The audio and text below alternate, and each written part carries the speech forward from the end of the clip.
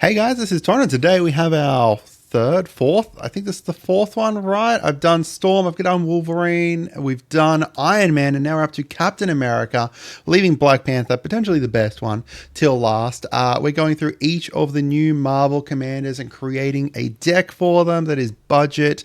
We are looking at $100 cap, except for and excluding the secret lair. So whether that's going to be you're going to be purchasing the secret lair, or whether you're going to be proxying it or whatever. I didn't want to include that in the budget. Just building the rest of the deck for that $100, including as many. I think I included all of the cards from the secret lair in each of these because I think that was important because they look really cool and they have on flavor kind of art and everything. So we're going to start with Captain America here, just kind of show him off first, and then I'll get into what the actual deck does.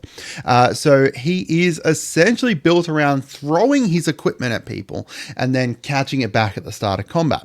So he has pay 3, unattach an equipment from him. It deals damage equal to his equipment's mana cost, divided as you choose between 1, 2, and 3 targets. So that's kind of designed around, his, he does it in the MCU a fair bit. He does it in the comics a fair bit, where he's got his shield and he throws it, bounces it off of people. And then he's got the second part here, which is the catch, which is at the beginning of combat, you can attach up to 1 target equipment you control to Captain America. Keep in mind that this attach does not rely on you needing to pay the mana cost or anything. It's just purely grab that equipment, chuck it on him there. So he is obviously going to be a great kind of Voltron-esque kind of commander, equipment focused. So that's kind of the way I lent into it. I assume there's other ways you can lean into it as well, but this is the way that I kind of went with him here. So let's get started. So first of all, let's look at the artifacts, because I think that's the most important part, because he's built around equipment. So we've got like Basilisk Collar here to give him Death Touch and Lifelink. We've got Colossus Hammer. So Colossus Hammer is in here because it's a very cheap one. So I went with a mix between cheap to cast but expensive to equip that are strong, or cheap to equip but expensive to cast, because usually they have like discounts and stuff. So like Colossus Hammer here is very cheap to cast, only costs 1, but its equip is 8. So therefore you need to use this second part here, the equip it at the start of combat to him. We've got classic kind of mana rocks in here. We've got Batterbone, and I've got a few things in here as well to give him vigilance. Lifelink's important because Lifelink's going to make it so that whenever he deals that damage with his ability, he's going to heal you. Vigilance is important because for some reason he doesn't have vigilance like basically, so we're going to be attacking with him a fair bit, so we want to make sure that we have him up to be able to block as well. We've got Black Blade Reforged here to just buff him up. We've got Illusionist Braces, so this is going to let us be able to trigger that ability, the activated ability, so the throw part, twice. So if we've got a bunch of equipment equipped on him, we can activate that twice, throw 2 things, and then re-equip 1. We've got Short Bow, very cheap. I'm so surprised at how cheap this is. It's just, +1/+1 vigilance reach. Very simple, very cheap, very strong for us equipment there. We've got Swift Boots, we've got Talisman of Conviction, just to give some more mana and some haste there. Now we've got the Basilisk Monolith in here, and that's going to combo here with the Rings of Bright Hearth. So we're going to be able to tap that. It's going to give us 3. We can pay 2 for the Rings of Bright Hearth to be able to copy that, and then we're going to be able to get oh yeah, that's right. And then because we're copying it, we can pay that 3 to be able to untap it, which means that, we're essentially up 1. So that's going to be able to create infinite colorless mana. And from there, we can use it for equip stuff. We can use it for so much stuff. We've got Battle Maze's Braces in here as well to be able to copy that ability again. Preformal Warwear to be able to res cap if he does happen to die. Trample as well is important. We want him to be like, he's going to get blocked because we're attacking and stuff. So this is going to let us be able to take advantage of the fact that we're going to be blocked, because we don't want to get just chump blocked constantly. Thran Power Suit's huge in this. Sigil Sword of Valor in here to be able to give us some more blockers as well as give us vigilance. Now I'm going to go back here for the Shield of War and Peace. So I understand why they went with this, and maybe I should make a separate video about this, but there is going to be issues that are caused by the Shield of War and Peace. It gives you protection from red and white. That means that if you've got white or red equipment or auras on Cap, when you equip this, it's going to drop off. Which is like, right? Like, I'm pretty sure that's how it works. 95% sure how that's works.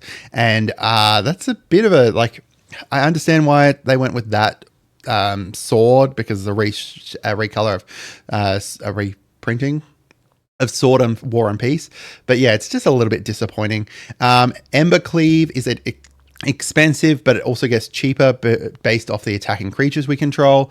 We've got Kadra Complete here, so this is going to give us a creature that is going to have all this stuff, but then we can also use the creature, like we can steal it away to give it to Cap to give him First Strike, Trample, Indestructible, and whenever he attacks and deals combat damage to a creature, exile it.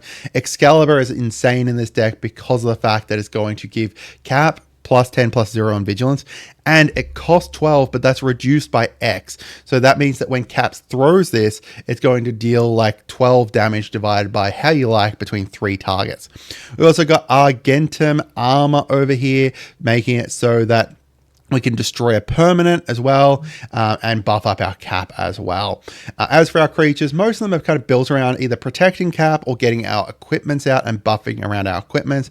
We've got Kedis in here. Now, someone corrected me the other day with the Storm deck that technically it doesn't count as combat damage with Storm, but we do have it work pretty well in here because it's going to kind of copy any attack that Cap manages to get through. Codsworth is crazy. I actually love Codsworth. I think it's a very underrated card. So this was from the Fallout set. It gives our commander Ward 2 plus tap, add 2 white to spend it only on auras or equipment. We've got a bunch of those that are going to be great in here. Or we can tap into just equip an aura or an equipment. Other stuff just around this. Tiewaken makes it so that when we throw, it deals more damage. And we've got like Delacoste to make it so that we got equipped creatures have flying and haste. Evil's like our secret commander in here. So she is going to have vigilance and haste, and then whenever she attacks, she's going to deal damage equal to the number of equipments you control to each opponent. So worst case scenario, Kev's been removed a few times. We can use Evor as our backup here. Gazella to double all that damage, and then Surta to deal damage based off the heroics we cast, because each equipment is a heroic, because they're all artifacts and stuff. We've got legendaries that are historics as well. We got a bunch of historics in there, so it works really well with this. All right, we've got enchantments here. We've got Surge's Aid and In the Trenches from the Secret Lair. We've got stuff to just synergize around all of our equipments and stuff. Mantle the Ancients, in case all our stuff gets removed, we can Mantle the Ancients to bring it back. City on Fire to triple all of the damage from Captain America's throw. Our instants are based around just protecting Cap and some base removal, right? So Flawless Maneuvers from the wow, I'm keep forgetting the word Secret Lair. From the Secret Lair, Battle Improvisation to equip equipments there. Swords as removal, Dispatch as removal. Blacksmith Skill to buff up Cap, give him hexproof and indestructible, as well as any artifact creatures, which we don't have many of. We just have a couple, but like we got, 3 artifact creatures there, but you know, it's just to give a very simple, very cheap hexproof and indestructible to Cap. And then for our lands, you know, simple kind of Jeskai lands, and then our sorceries. We've got a couple. We've got a tutor in here too. Open the Armory is a very cheap tutor. Only, you know, 2 sorcery. But it only costs 83 cents to tutor up an aura or equipment. Really great. Overrunning attack to give us an additional combat, single combat for making it so that only our Cap can attack, which is great. And, you know, board wipe. We don't mind about our other stuff dying. We can bring it back with different stuff, but, you know, single combat is going to make it so Cap's the only one left from us, and then, you know, each other person's only going to have 1 creature left, so we can get through pretty easily there. And then Sabine's Reclamation to return either Cap or any other kind of equipments or whatever that got removed. So I really like this deck. One other secret one in here is the inventory management. I love this. So you can use this. This is split second. So when you cast it, no one else can react to it with spells or activate abilities that aren't mana abilities. If Cap's about to die and, you know, he's going to lose all his auras, or say his equipments are dying or whatever. I don't think his equipments are going to die if he's dying, unless it's like a board wipe, in which case, too bad anyway. But if Cap's dying, we can use this to re-equip our auras across. We don't have many auras. We've just got the one, but we can use it to also re-equip all our equipments because, you know, Cap's dead and we just don't want our equipment just sitting out on the board doing nothing. So you can inventory management, split second, re-equip them to, say, to Ivor, or you can equip them to Gisela, you can equip them to Nahiri. Even Cert is not a bad kind of option for it. Like these big ones up here are great for it. Down here, not so much. It's mostly like these are our big hitters up here.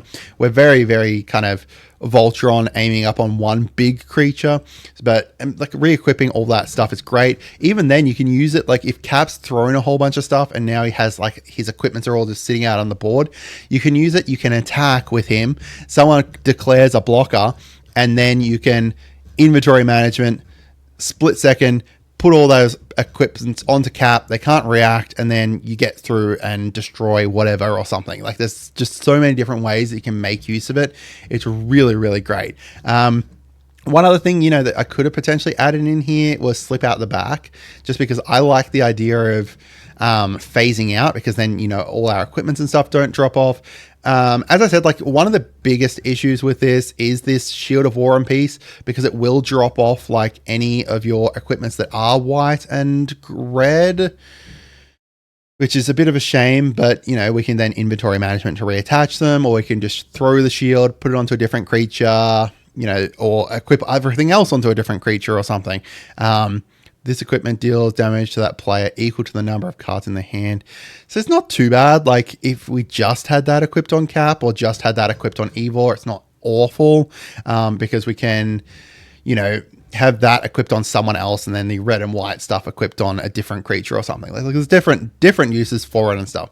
So that's it for today, guys. I'd love to hear from you guys as to what you think. I'm going to go record the Black Panther one now as well, and yeah, we'll upload these over the next few days. I hope you guys had a wonderful day, and yeah, make sure you guys become YouTube members, because that's where, you know, if you want to get these early, you can get them early by doing that.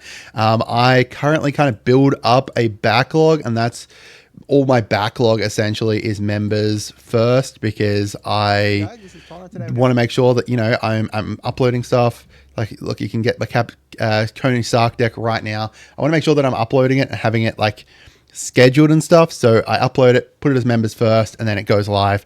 At the moment, you know, nothing's exclusive to being a member, like video wise or anything, but it just supports the channel and everything, and you get this stuff early. I hope you guys had a wonderful day, and goodbye.